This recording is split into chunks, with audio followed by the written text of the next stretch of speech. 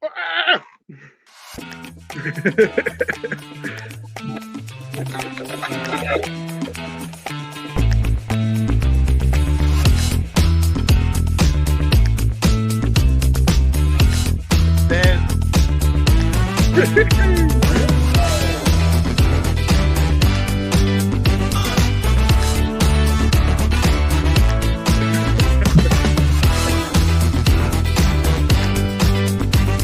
That's a very nice intro.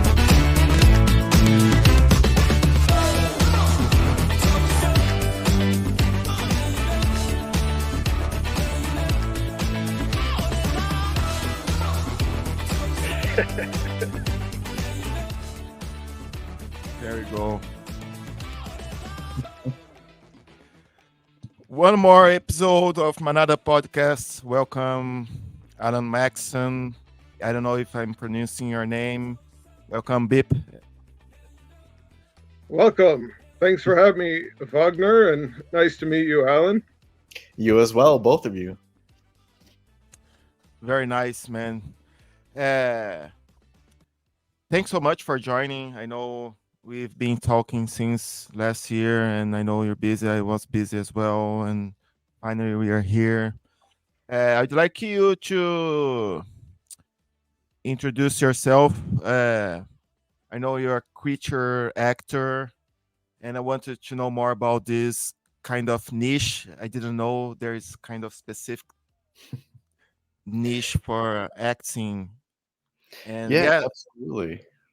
So, I'm a creature actor and also a filmmaker. So I've written and directed my own films as well, and I've played over 60 or 70 different non-human characters on the big and small screen. And you may or may not have seen me. I know you guys have seen me in something because I met you through my friends Matt and Alexis. So You were the alien in Isleen Pines. Which, I was, yeah. Which our band 8-Bit Banjo contributed a song for the soundtrack. Oh, that's awesome. That's great. Yeah. Actually, we're on the end credits. I think you're doing a lot of kills during our song, Boys of the Hill. I sure am. I remember that was actually Spoiler alert. We had so much fun on that one because Matt and Alexis just had a list of all the kills they wanted to do, and they were all very creative. So we just had fun just getting bloody and messing up some actors. Yeah. How much blood did they go through on that? Do you know? I don't know how much they used. I don't know. I think I asked them that before. I can tell you on my movie Alien Planet, I used 11 gallons of fake blood. Wow. So we had a lot on there. I'm not sure what they had for their movie, but both for Alien Planet, what type of blood was it? Is it standard like human blood, or was it a alien colored blood? So Wagner knows because he saw the movie. They're no humans. It's all aliens and monsters and puppets, but they bleed the same as humans, so it looks just like ours in that aspect visually. Yeah, okay. No, it's very real, man. Like these guys kill some real humans to get all this blood. Oh God, that's not how movies work, Wagner. Oh yeah, totally.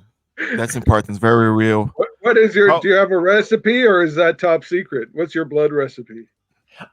I've used many different kinds.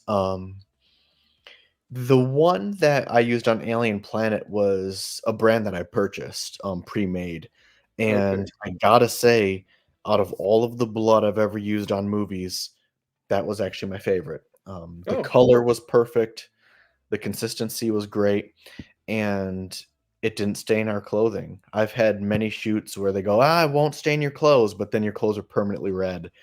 The stuff washed right out, so it was great. Oh, and what was the brand? I don't remember. I feel like it was just called Stage Blood or something just generic. Like, I don't think it was. You gotta look up the brand to get an endorsement. Yeah, I should. Maybe before I know their name, I'll get an endorsement contract first. So where are you from originally? Yeah. So I grew up in Michigan in the United States, Okay. and because you guys are in Ireland, right? Yeah, I'm from outside San Francisco originally, but I've been based in Ireland for 16 years. That's great. Yeah, and then so I've been in Los Angeles for about 15 years at this point. So Okay. And were you, Yeah. did you know, no, sorry, were you doing film before you went to Los Angeles or? yeah, so I did one movie when I lived in Michigan. You know, obviously Michigan isn't known for movies, so they don't have a lot there. But I Just did one Roger movie there. or Michael Moore? Yeah, exactly. That's pretty much all you think of. What's in Michigan? You go Michael Moore and Eminem. um, so yeah, I worked on one movie there, and I was doing broadcasting. I worked at a local news station there as a producer. What Um, year would have that been? oh man, 2003, 2004 ish. Okay, so that's an interesting time because that was really like a big transition period for going to digital in the film industry. Ironic you say that because the big thing at that news station, they had pens and stickers and it all said going digital by 2000, and then it had some random number because we were in the middle of transitioning.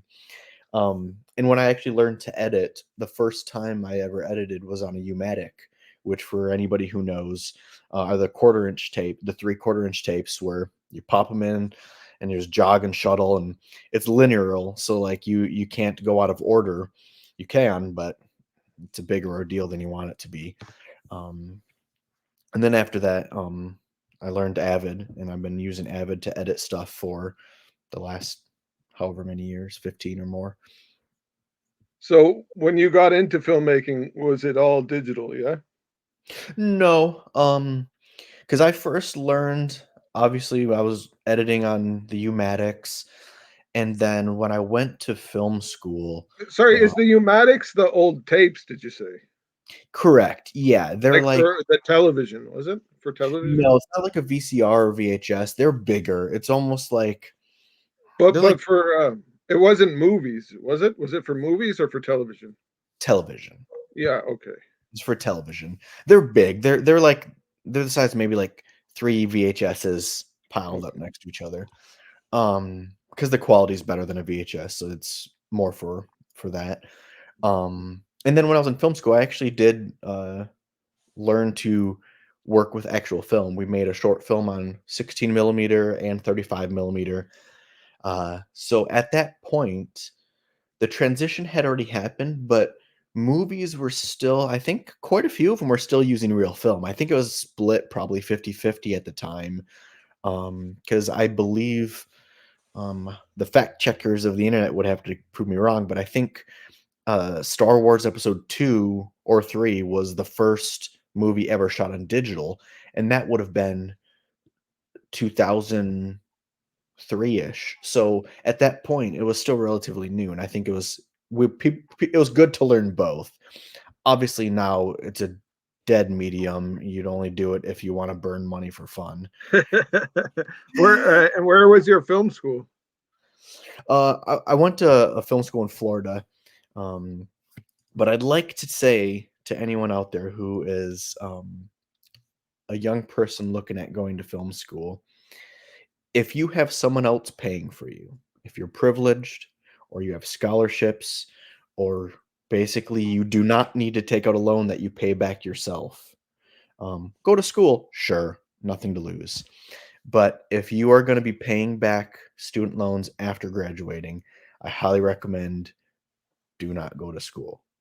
It will hurt your entire adult life and hold you back from many things. Um, I think that's school in general in America, though, not yeah, just film school. yes. Like if you want to be a doctor or a lawyer, go to school, obviously. But things like film or other trade skills, do not. Like I think luckily a lot of young people these days, they're hearing things from our generation. I'm assuming you two are similar age to me. They're hearing things like this, so they're learning it's not necessarily needed. Whereas back when we were in high school, there was a fear of being drafted. I grew up in a poor school, and after 9/11, we had army guys heckling us every Oh, day at geez. lunch. You're a kid, and they're following you and pestering you, and it's like, well, we're like borderline on a draft, and all the boomers are telling us we're going to either work at McDonald's the rest of our lives, or we have to go in debt to go to school. To me, there was a clear choice. I I remember regret. my grandma said to me once, she's like, "If they bring back the draft, I'm gonna break your legs." I'm like, "What?" And I she's mean, like, she'd be "So they doing don't you. draft you." I'm like, "There's other ways. You don't have to break my legs." I would say, let her break them. Let her break them. But it's one of those things where it's like, we're telling young people now that if you want to go to a trade skill, learn it at a community college or just do it. Like, especially things like film. Honestly, if you just move to California and just work as a production assistant, you'll move your way up the exact same as someone who owes over 100 grand in debt. So Totally. definitely don't go to school. Oh yeah, I see it all the time because in Galway, Galway is it's a big town. It's a city, but it's not really a city. It's like a big town. And there's like three film schools here.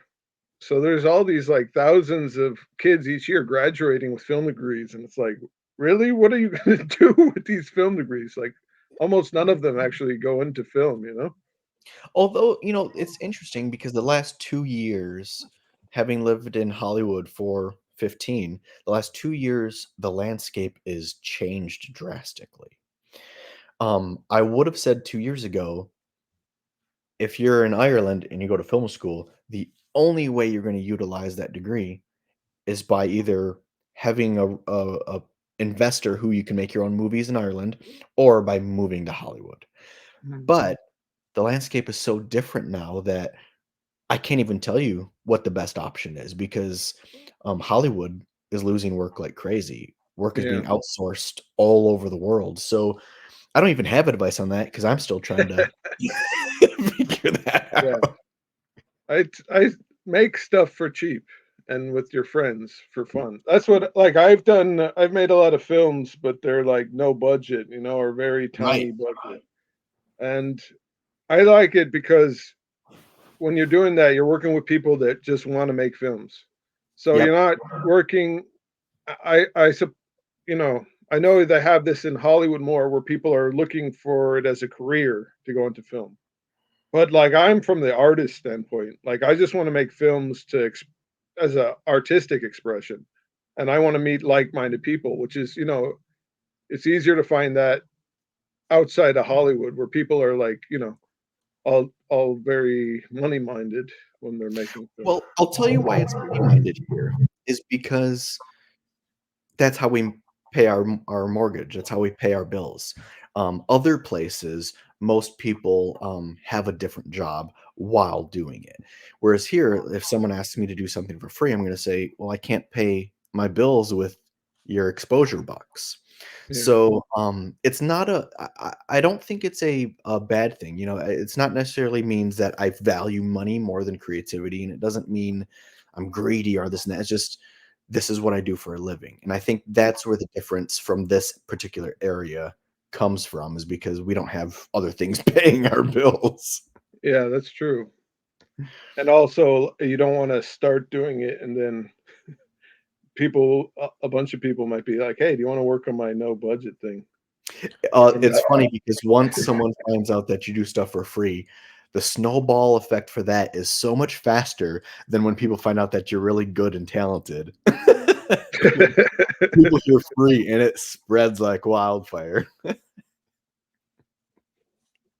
Is there any value, like someone who has a degree in filming, uh like when you put in your CV, people look that as a good thing, or they prefer to see what you have done before, other than showing that you have your degree from any university? How people look at that? So there's two aspects to that. I would say The first one is there's a yes and a no. The no aspect is it's not even on my resume. I don't put it on there. Right. No one's ever asked, no one's ever cared, so I just took it off because I want more room for more valuable credits. The fact that I edited a show for Eli Roth is more valuable than knowing that I went to some dumb school to learn stupid shit from 20 Yeah, years ago. Um, totally. That's cool. What'd you edit for Eli Roth? I did 2 shows for Eli Roth. I edited The History of Horror on AMC, and then Oh, I cool. also did The Legion of Exorcists, which I believe was on it was either Discovery or Travel Channel. I can't recall. Um, I think both. I think they merged, maybe. I think it's the Nice. same thing now. Um, What did you work alongside Eli or no? no, I never met him. I was an editor on it, so I was in post-production. Um, but but the yes end of your question, Wagner, is I have seen people use it as like a nepotism. There's one school in particular, I'm not gonna call it out, but without USC. without fail, every time I've met a person from that school, they were the most pretentious douchebag I've ever met. Right. But those fuckers are always working, and the moment they meet someone from that same school, they grab them and move them straight to the top, and so it's like, I have seen it be a positive thing if you have the right It's more about networking than learning something, would you say? nepotism is the best thing you could have. Absolutely. Totally. And nepotism grows, I It think happens everywhere. yeah, it happens different for everybody. So I think the one thing that I've always been jealous of are natives to Los Angeles because I can't help but think how far I could have gone so far if I'd lived my entire life networking in this area. But I started from zero 15 years ago, where there's a lot of people Tot- that start from zero at birth. And it's like the scale of they're always a step ahead. Um, but also you can just by networking, by working and meeting new people, sometimes you can jump, sometimes you can, exceed and there's no rules to it. I mean, that's the one thing about Right.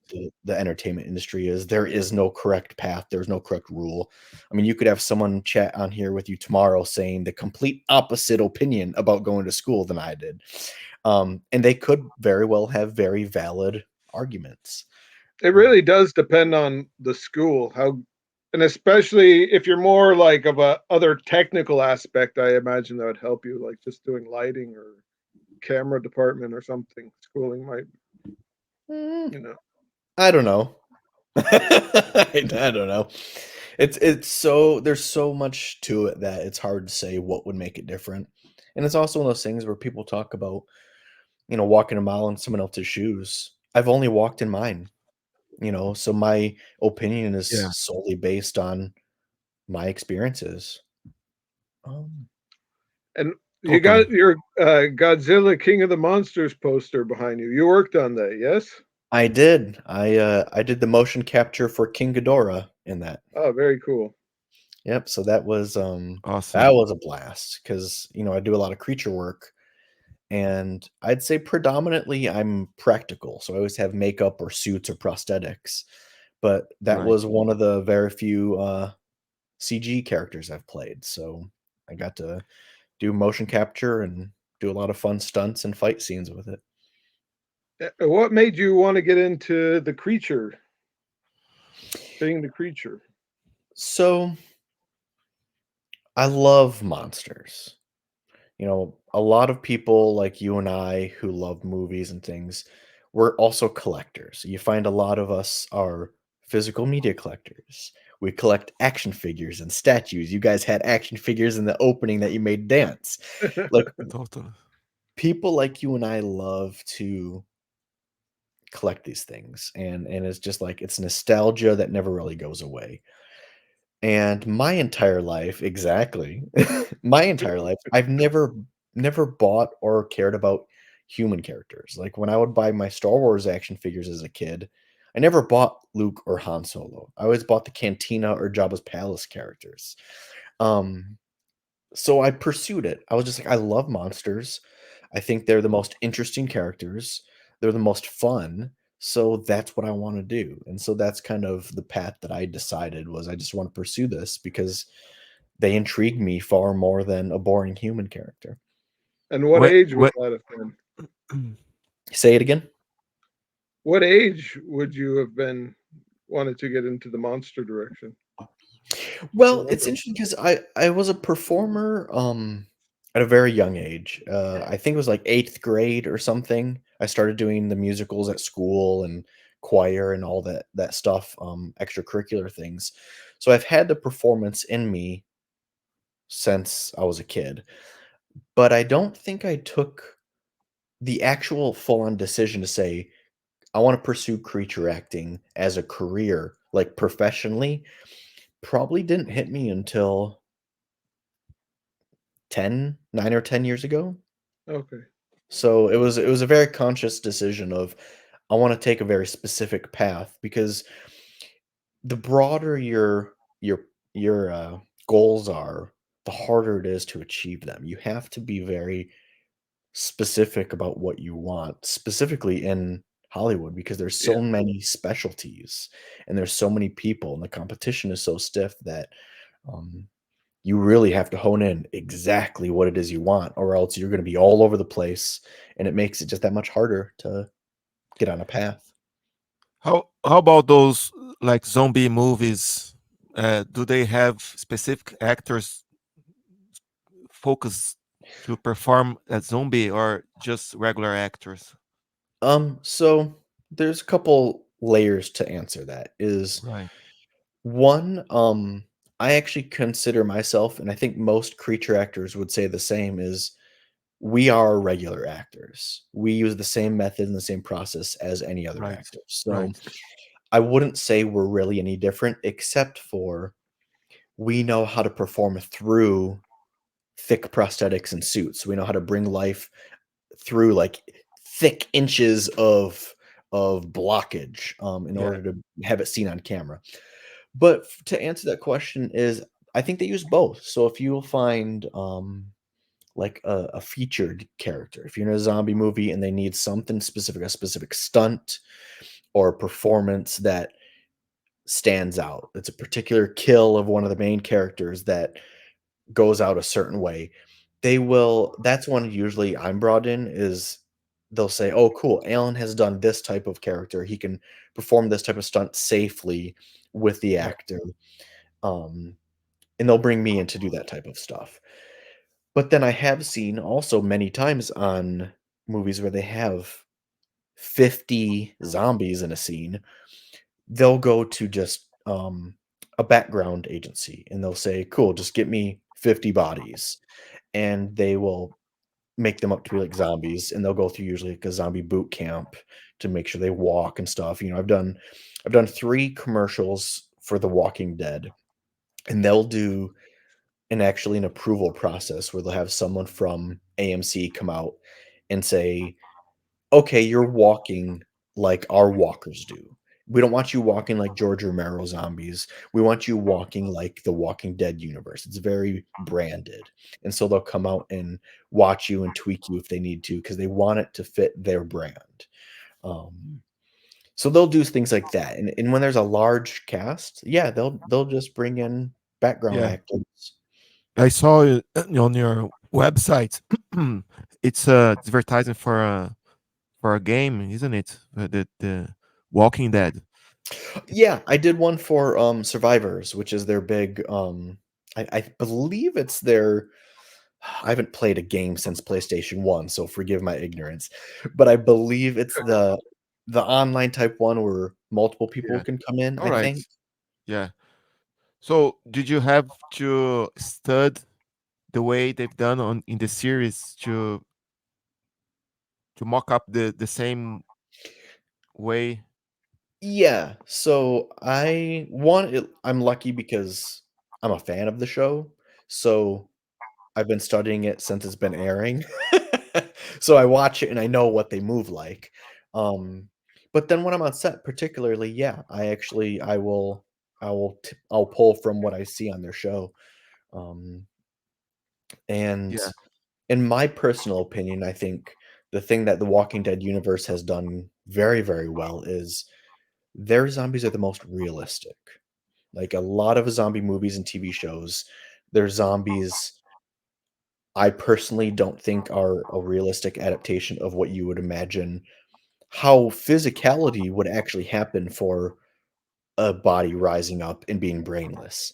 right. There's a lot of mental structure and process involved in creating that movement, but essentially, I think The Walking Dead does it, in my opinion, in a way that's the most real. So I tend to pull from that because I want my performances to feel real. I don't really care for the hokey zombie. Right, I think it's right. cheesy. Um, so yeah, I'll pull from that for sure. Absolutely. Yeah, that's cool. What about generally for when you're doing monsters? Do you study a lot of nature documentaries? Absolutely. I guess it depends on the character.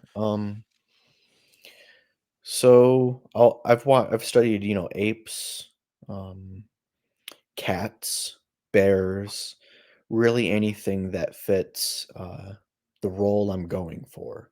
So I had one role where very recently I felt like I needed to study bears, and I did a lot of work, and I had arm extensions, and I got to a point where it was interesting because bears, their physicality is so different from humans that you can't do it naturally. You almost have to fake certain things and over exaggerate certain parts of your body to make your body look like a bear because just naturally our joints move very differently. Um, and so sometimes you have to break reality to make it look more real. It's a weird thing to say, but yeah, you pull from anything you can to bring something to life. And I think the trick is seeing what it looks like on camera because sometimes the camera reads differently than how it does when you're doing it in person.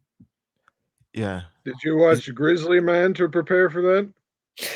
I did not. I'm not familiar with the movie Grizzly Man. The Werner Herzog. It's about a guy gets eaten by grizzly bears. Is it called Grizzly Man? I've seen that, but it I was like think so. years ago. Pretty sure, yeah. Huh. Yeah, that It's a movie's good like what, like documentary. 15 years oldish, something like that. Older than that, I'd say it's 20 years. I'm Hmm. not sure. Yeah. No, I uh, did not study the movie, but I'm familiar with I saw it a long time ago. is there any kind of emotional challenge when you are acting as a monster? Like when you see yourself in the mirror, does it change the way you feel?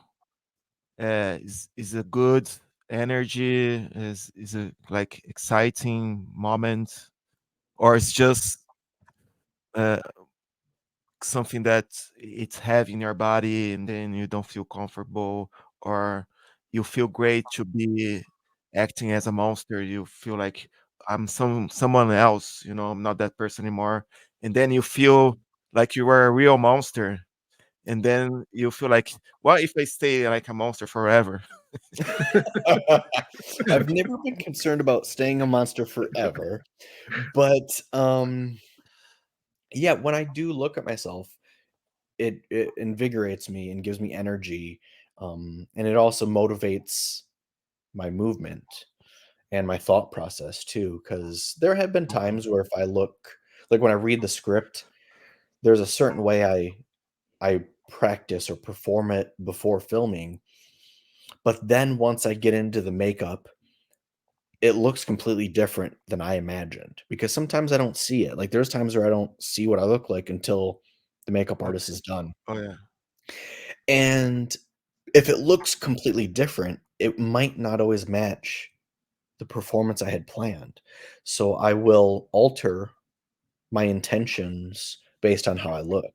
A lot of times it's more vicious. You know, a lot of times the character looks scarier, and so I'll have to amp up the Yeah. the attacks, amp up the energy, make it more go for the kill. Yeah. What's the longest you ever had to sit for makeup? Too long. um I don't I know. can I've had imagine. some. Oh, I'd say a common one is 4 to 6 hours in makeup, sitting in the makeup chair, and then by the time they're done, you're usually tired or you have fallen asleep. I've fallen asleep while they're doing it before, so you have to find that energy again.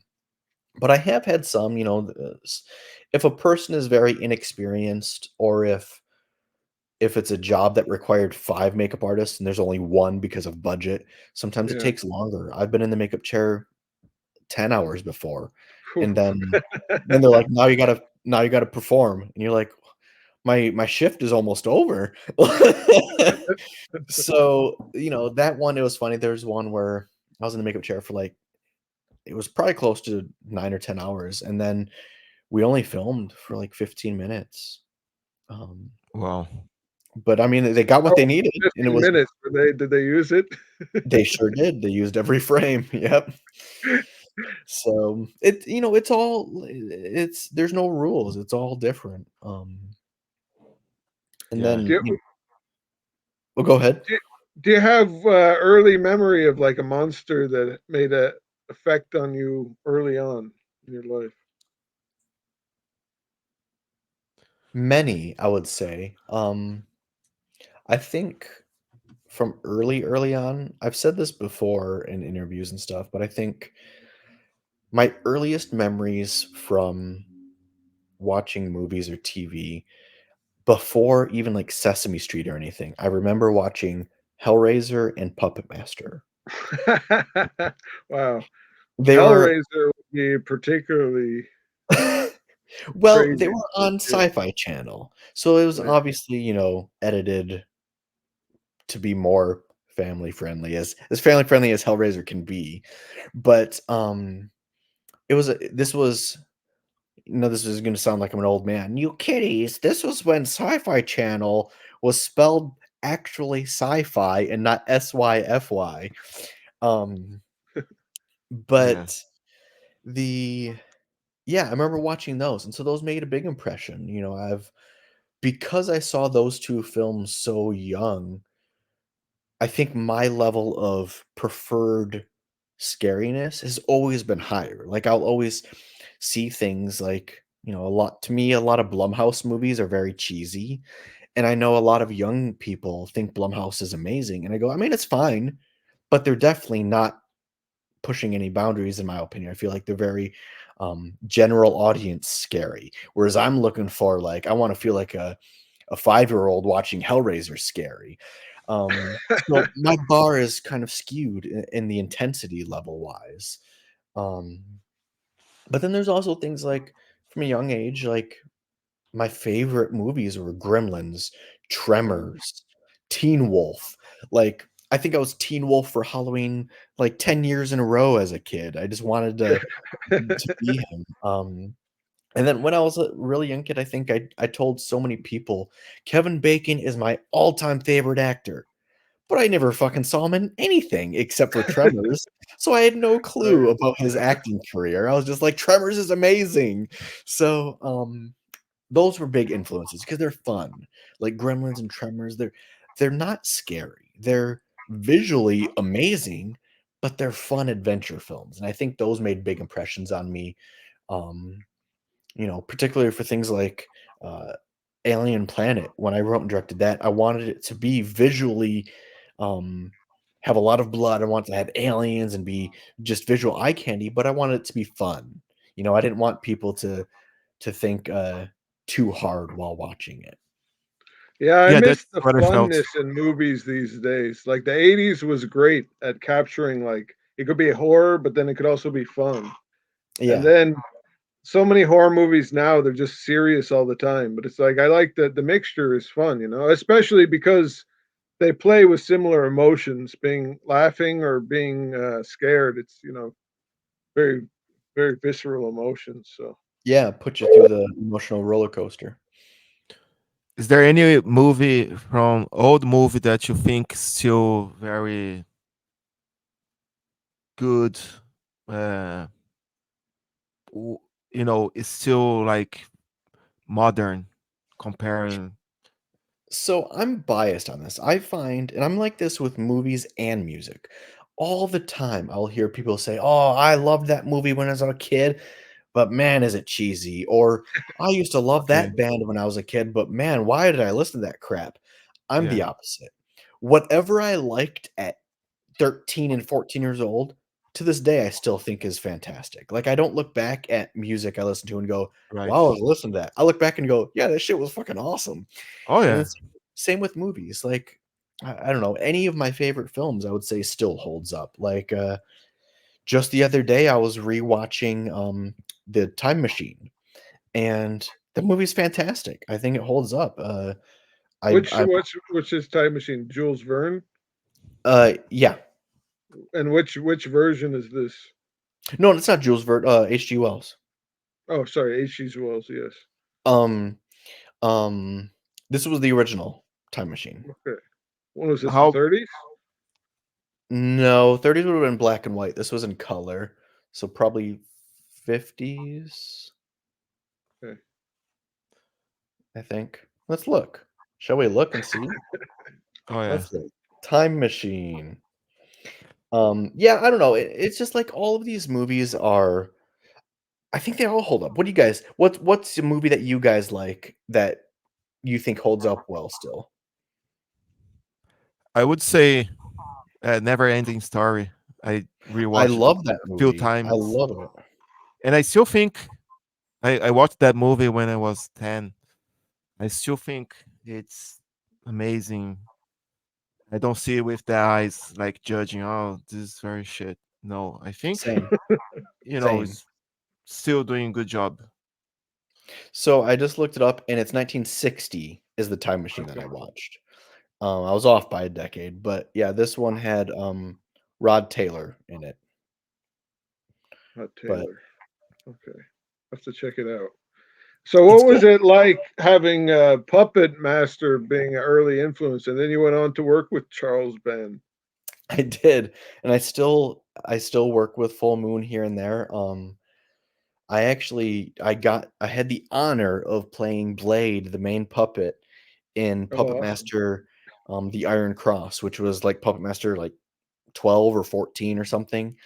Um, Very cool. Basically any scene where they needed a stunt or they needed me running or stabbing, something that the actual rod puppet couldn't do, they put me in a full body suit, um, put me on a green screen, and then they stood up on a ladder to shoot downward, and they filmed me doing the performance. So I got to actually be in and play the main puppet of Puppet Master. So that was Very fun. cool. Yeah, Have you Very seen cool, all man. the Puppet Master movies? I have. Yes. Wow. That's the thing is I like these movies. Like, I saw Puppet Master when I was a kid, and to me, it's still a good movie. I still like them. How about the new movies?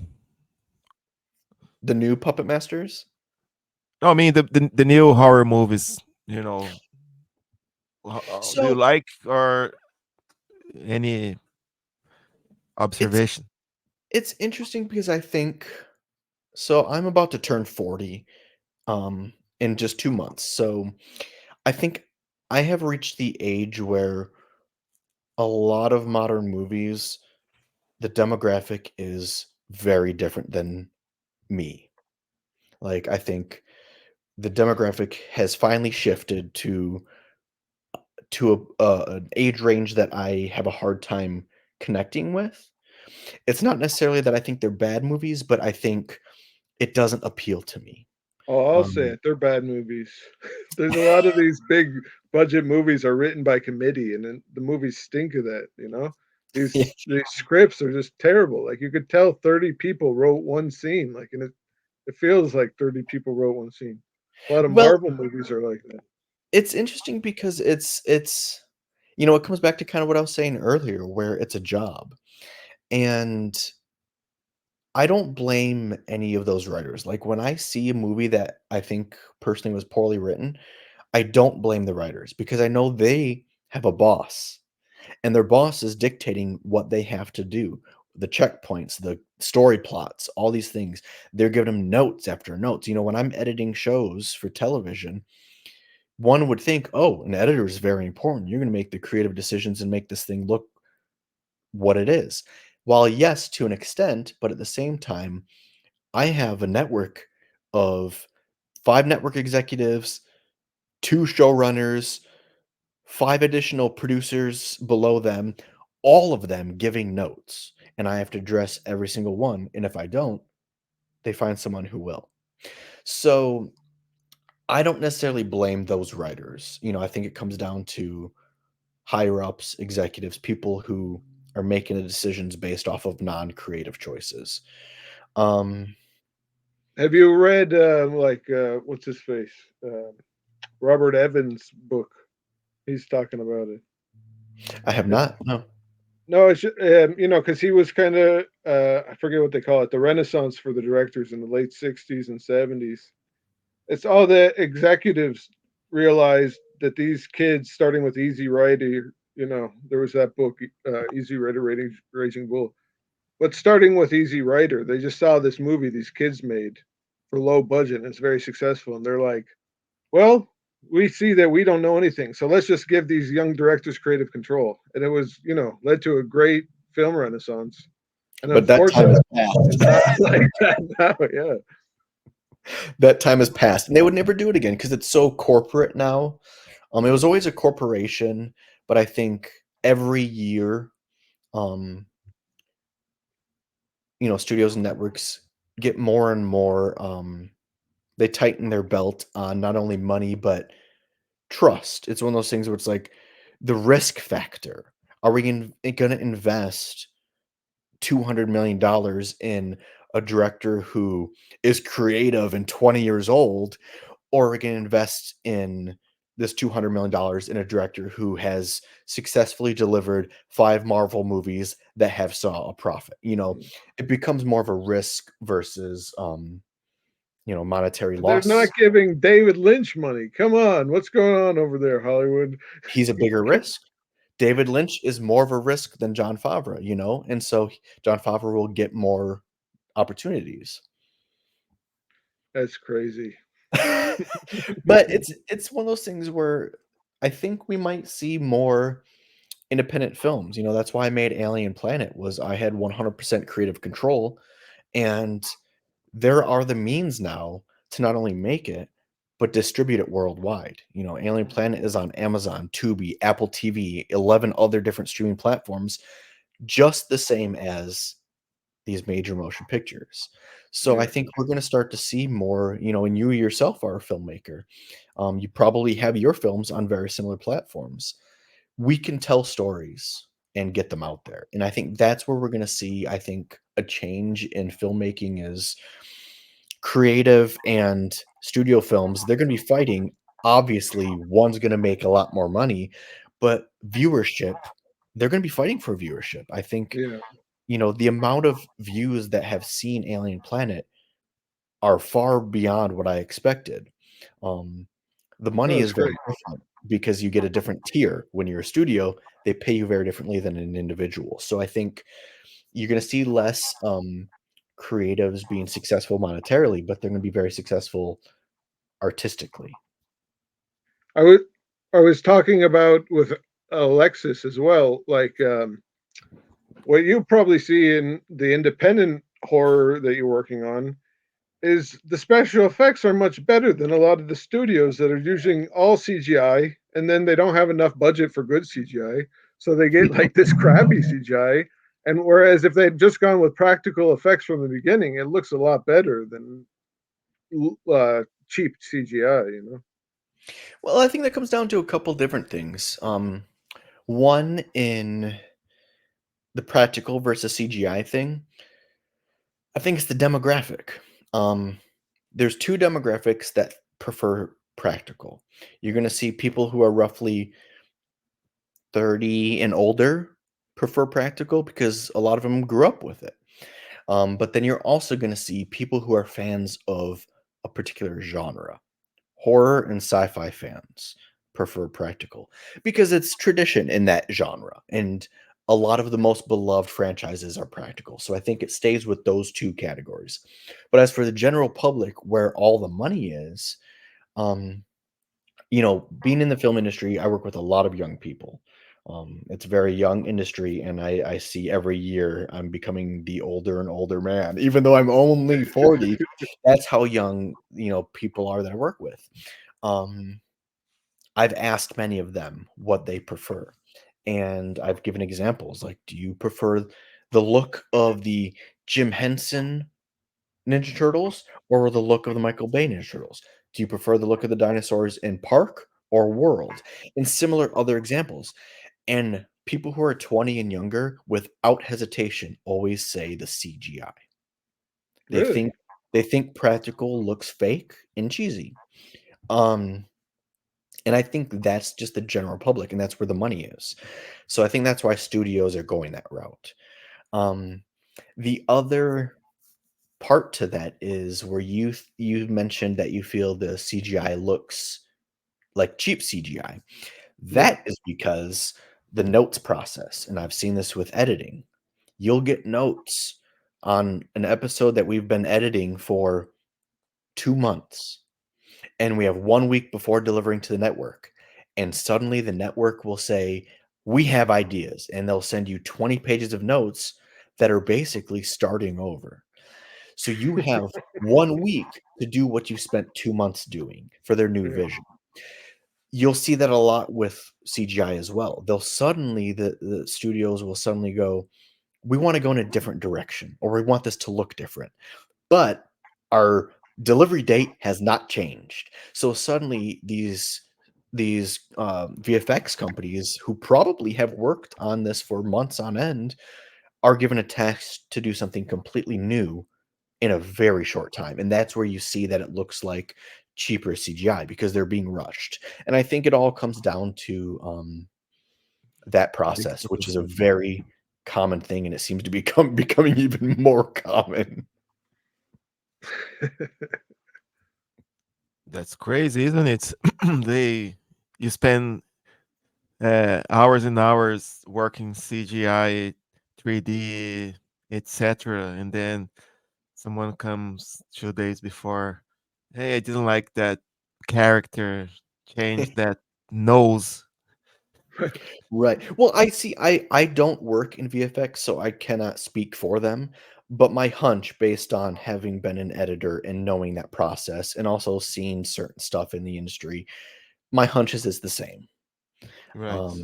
And we even saw it with things like, the Sonic the Hedgehog movie. Yeah. The internet exploded when they revealed Sonic, and they quickly changed how he looked. Oh, I And remember that. and he looked very different, so I guarantee Yeah, you that wasn't just a click of a button to change how he looked. They had to totally. go in and animate and change stuff, and I think, Yeah. I remember watching Sonic though as well. You could tell a lot of scenes which they're going to use on the trailer and stuff are like Mhm. top notch, perfect CGI, and then other scenes are you see a lot of mistakes if you look close. You know. Yep, and I've also seen too where trailers don't look as good, and then we see the movie, like, "Oh, it looks much better," and I think it's Oh, because because they it's edited the trailer before they were finished yeah. to Okay. get it out, so I've seen it the opposite as well. The opposite would be better, so people aren't disappointed. Totally. Yeah. I But I I hope we work. see more practical. I hope we see more practical, like, it felt like, when The Force Awakens came out, it felt like there was a big push to see practical again, and it was such a hit that it felt like a lot of people were gonna follow suit, but that trend seemed to it hasn't pushed as far as I personally thought it was going to. There's still a lot of practical aliens and stuff, like, you'll see it in Star Wars, Star Trek, and, Guardians of the Galaxy. You'll see more makeup characters than we would've, you know, prior to The Force Awakens, but I personally anticipated it going more. I'm very, curious to see what how the future holds for that, what will happen. Nice. Do you have any favorite type of character, like alien, zombies, monsters, or you like everything? I like the funny ones. The funny Like ones. yeah, like you got like ones with personality, you know, Gremlins, Yeah, Critters, yeah, Freddy, the Leprechaun. They all have personality and like they make you yeah, smile when you watch. yeah. Totally. I see what you mean. Yeah, Killer trying Clowns to from think Outer about. Space. Killer Clowns is one of my all-time favorite movies. I love that movie. And then they reused some of them in Ernest Scared Stupid. They painted I them. just found that out recently because Scared Stupid is the one movie I watch every Halloween. That's my go-to Halloween movie. And I didn't ever connect the dots until I saw that meme or whatever it was recently that showed that. I was thinking about Chucky. Is there any CGI or So I've never worked on Chucky, but I believe from the behind the scenes I've seen, and also just visually, I believe they do a mixture of it. Like I think for the most part it's a doll with animatronics, but yeah, I think I have seen some where the facial expressions could potentially be CG, or even I think I've seen where in the new TV show they have a whole bunch of them, and so they'll duplicate, like they'll use a practical one or two on set, and then they'll duplicate yeah. them to make it look like an army of them. All right. I could be wrong because I'm not involved in those Yeah, productions. maybe That's what I there's a think. yeah, there's a scene in the first movie where they are in the factory. They see a lot of Chucky uh, uh, box packing. So maybe Mhm. they duplicated that through CGI. I don't know. Yeah, if But it was yeah, the first movie, it probably would have been like an animat or a painting or something, but definitely in the newer movies and yeah. TV show, it would be CG for sure. I've heard there is a new movie with Chucky and Fred Krueger together. Have you heard about that? I think that was one of those fake AI generated movie posters. Oh, There's a totally. lot of those going around where people are making fake movie posters with the AI generators, and Yeah. it's fooling a lot of people at the moment. Oh, yeah. How would That's that true. work? Would Freddy be able to go into Chucky's dreams? That would be awesome if you did, right? That's something. Like get one last Robert England performance and put him and Brad Dourif together. That'd be amazing. Yeah. They did. There was. Uh, I forgot now. I think it was Fred Krueger with someone. There It was was a Jason Jason. versus Yeah. Jason. Yep. Jason. Yeah. That was a good movie. You know, Friday 13th has its place and I have no beef with it, but I'm not the biggest fan because it's just like dumb slasher. I'm a brute who stabs people. But that movie was so much fun. I think it's because they brought Freddie into it, and also the human characters that they had were such good actresses. Um, that one, and I really like Jason X when he goes to space. What about Leprechaun in space? I love it. It's fantastic. I like Leprechaun in the Hood's probably my favorite of the series. So I actually I was the lead editor on In Ice Cold Blood for 3 seasons. This was a crime show hosted by Ice-T, Oh, cool. and he was also in Leprechaun in the Hood. And um, the showrunner for that on the last season when he was filming Ice-T, I asked him, I was like, since it's the last season, I was like, can you get his autograph for me? And I wanted it on the Leprechaun in the Hood DVD. Nice. And my showrunner was like, he is gonna look at this and he is gonna roll his eyes so hard. Uh, but he asked him, and Ice T was happy to do it. So I have a copy of it autographed from him. Oh, that's awesome. So if you ever see this, Ice T, thank you. Very nice. Great job, Ice T. That's one of your underrated performances. That and Tank Girl.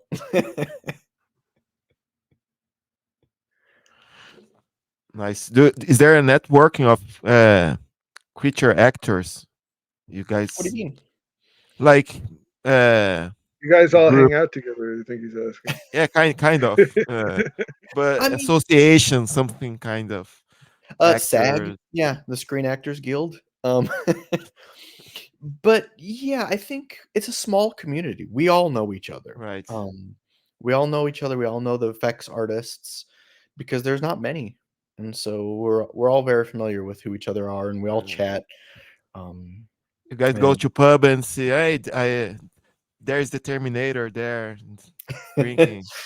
I mean, Oh, we have, yeah. I've been to, I'm friends with a handful of them where we'll get dinner all the time, and sometimes if we have the same agent, my appearance agent and my buddy Jason, we belong to the same one, so we'll have dinner with him, and it's just like any other work oh yeah, cohort. yeah, We get yeah, together and we hang out and yeah. send each other stupid memes online. Do you go to horror conventions? Yeah, I my favorite one to go to is Monster Palooza. It's in Burbank, California, and that is probably the biggest event for the world of like creatures and effects artists and stuff. It's all practical monsters and all Hmm. the all the companies that they're showing off. It's really a lot of fun. That's cool. How about the gaming industry comparing to filming? Is there any? Do you work for some specific, or which area has more opportunity? Gotcha. So I think it's about I would say it's exactly like the film industry. It's all freelance. You'd hire a Okay, contract worker. And I've personally never worked on a video game. Have I? I think I voiced something for a video game, but I've never done motion capture or anything for it. But I know a ton of people who have. right, And it's the same circle of people. We're all right. performers, stunt performers, Yeah, monster actors. So it's like the same crew yeah, that gets hired for those. that's cool. Yeah, it is. And what's your opinion about the Exorcist makeup? How do you like? From The Exorcist? Yeah, From the original? yeah, the original. Yeah, it's great. I love it. Yeah, it's still scary. Yeah. Still, like, I didn't see anything nowadays But what's better up than with the that. zooms in that movie? I think that's his trademark, but it's like I didn't think it worked. It works better in the French Connection than it did in The Exorcist.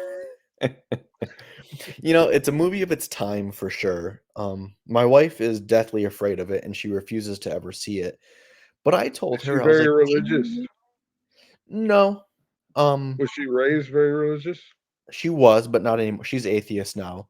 I think Um, it's the people that are brought up with religion really are affected by that movie more, I find. I think so. Maybe because she was ingrained at a young age to be told that this is scary. But I told her, I was like, honestly, if you watched it, you'd probably laugh. Like, I think it's a great movie, but it's very cheesy and very dated. And it's very Totally. slow. It's like watching John Carpenter's Halloween. Like, you're not gonna watch this movie for the first time in 2024 and go, "That's a scary movie." You're gonna probably giggle at quite a few points. Um, I don't know. I think it's night and day. Halloween ages, I think, so much better than The Exorcist. Interesting. I would put them similar. Like, I think they're both fantastic, but for a modern day person who's never seen it, I don't think it would hold Still up with as that opening steady cam shot too, like in that. It's so good. See, I've found because I've had this conversation with a lot of people too about beloved movies that you've never seen until years later. So for me, I've had a lot of people say The Princess Bride is one of the best movies ever. I saw it for the first time as an adult, probably like 10 years ago. It was fine, I guess, but I would never care if I saw it ever again in my entire life. Like I was like, sure, whatever. It was fine. But everyone's like, it's amazing. Yeah, it's because Um, they used to have it on TV nonstop. So like, Yes. And it's the same with like I think the go-to one is a lot of people use Goonies as an example. Goonies is amazing. While I like it, but I also saw it when I was a kid.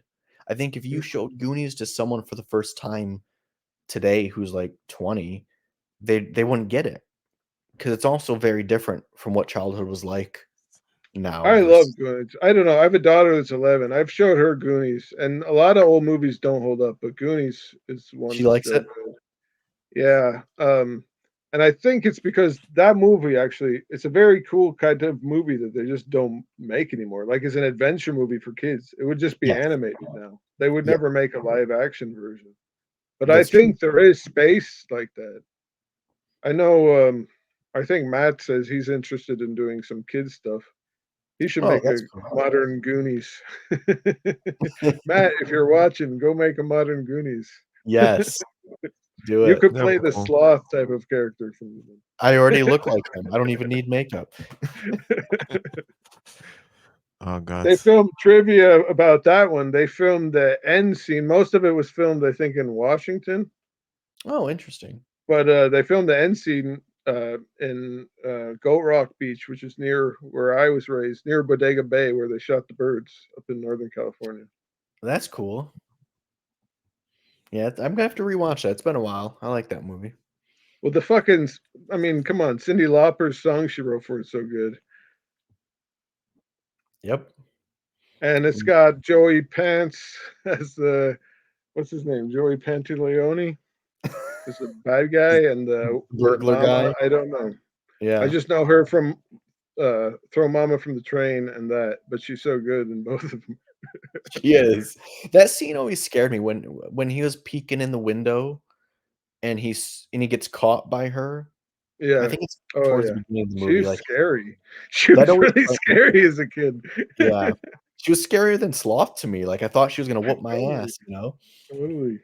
I thought she was. I remember watching Throw Mama from the Train as a kid, and she was terrifying in that movie. That's funny. Totally. Man, how about people who wants to go through this business as creature actor? What do you recommend that person to go through? The steps like acting, observe animals, like what's your I tips? would I would say start with the basics. Just learn acting. Take acting classes. If you're really Totally. young, do the theater in your school. Do the musicals, do the drama class. Just learn acting because that's all it is. That's the Um, base. that's the base. Mhm. Totally. I would start there for anyone who wants to get into it. And find Nice. a sugar mama or a sugar daddy. That'll help you. Totally. And preferably a producer, sugar mommy and sugar daddy, that they can let you take the Exactly. Double role. whammy. Like a really coked up one who like demands a role for you, and then everyone hates you forever. Then you never That's get okay any because more you'll have work money, so they can ever hate you again. all they want. Is there any project you're working at the moment would you like to share? Or things There's that's gonna one happen? I can't share it, but I can say there's one that I'm working on that, keep an eye out for. I'll be posting on my social medias and stuff. Okay. It's very exciting, so hopefully that gets released soon. Cool. I will be Oh, so watching. it's already made. You're looking for distribution, is it? Well, I was an actor in it, Okay. so they're in post-production at the moment, and, Okay. I imagine Awesome. it would either be the end of the year or the beginning of next year is when it'll be released. Nice. Do you know Ireland? Have you been here? I have never been to Ireland, but I hope to one day. You have to come study the leprechaun, so it'll help you with your Yeah. character work. Yes. Maybe I can do a really tall leprechaun at one point. Well, Darby O'Gill, that's great practical effects. Evil Mhm. one. Ever watched that one? No, but I've seen pictures, it's great. It's all forced perspective and stuff. I love forced perspective, it's a great technique to It use. looks great. I think it still looks great. Like if it was like late '90s, early 2000s CGI, no way it would look that good. You know, And the it's used a lot practical still. holds up. I mean, like, Lord of the Rings used it, Elf with Will Ferrell used it. I mean, it's still used today, it's just a lot more rare. Nice. And how did you like directing? Do you think you'll go back to directing? Absolutely. I am in the process of writing my next script and also pitching myself as a director to other studios and networks. So hopefully that will continue down the road for me. Good luck with it. Thank you. I Nice. appreciate it. Cool, man. We are getting close to 1 hour, or maybe it's 1 hour more. Man, thanks so much for having us participating. I mean, having you participating. Yeah, And thank you for having me. This was a lot of fun. You guys are great to chat to. I feel like we need to cool. do this again. Yeah. For Wait, sure, let's do it. before you go, what are some Sure. of your top horror films with Top horror. practical monsters? Oh, okay. So we'll do two parts to this. You asked me if you ask me a different time of the year, I'll always say a different movie because I love so Yeah. many. Um, top horror films, House of a Thousand Corpses. I think is one of the best horror films ever made. I fucking love Rob Zombie. I think he's amazing. Um, top horror films with practical effects. I think everybody in the world is going to say the same ones, but it's like The Thing, Oh um, yeah. The Fly, the Jeff Goldblum version of The Oh yeah. Fly. The I Fly, Um, I met like. my sister used to be friends with Chris Wallace's daughter, who did oh, that's the great. yeah. Actually, I saw the Gremlin models in his house before I watched Gremlins in real Oh, life. that's awesome. Yeah, my buddy, he collects screen used gremlin puppets and he has tons of them. So he's constantly updating me with restoration pictures because a lot of them are falling apart. So when he gets them, they undergo a huge restoration process. Yeah, I've seen it because they like those. They didn't build them to last; they build them to use. Exactly. Yep. And even those things, like even if they're meant to last, the material that's used can't last. It's like they do eventually fall apart. And I mean, at this point, I believe Gremlins is just as old as me. I think it came out the same year I was born. So it's you know, it's been a while. It's a great film. That holds up. Love That's it. another one my daughter likes. Joe Yep. Dante knows what he was doing. Sure does. You know, and I'm also the type that I tend to like a lot of the movies more that people don't. So I actually prefer Gremlins 2 over Gremlins 1. That's another I, amazing film. It's a great I amount of love them both, satire going on. but 2 is just so fucking fun. Yeah, And it's fucking insane. same with Ghostbusters. I prefer Ghostbusters 2 over 1. It's just so funny. There's so many good parts in it. Um, I don't know. I definitely have unique opinions on movies because if I love it, I love it. And I just don't care what others think. That's true. I think the same. Oh, taking a selfie. Oh yeah, that goes to our Instagram. Well, let's do a better one. Oh yeah, let's make it.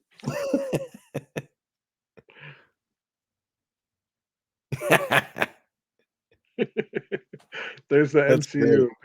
Now MCU is gonna sue us for this I copyright infringement. Oh, another? Here we go. I got my VFA. Are you on Cinema Fan? Oh, nice. Yeah, the first photo you took, I'd be like half blinking in the middle of a talk. Arr. But yeah, thank you for having me, guys. This was a lot of fun. Yeah, it was nice chatting with you, and good luck on. I hope you get a big budget so you can make some cool movies. Thank you. Me too. You know, my goal Cool. is to use as much practical as possible. I mean, you'll have to watch Alien Planet, but Wagner, he knows because he saw the movie, and there's no human characters, but it's all practical. We used 11 gallons of fake blood. We had a puppet, we had a monster suit, and we had all the actors in full prosthetics. So, and even the spaceship, we built a miniature, and we shot it miniature style. So, That's I awesome. saw that. Really good job, man. And I really Alexis thank like. you. worked on that, right? Alexis She worked on that.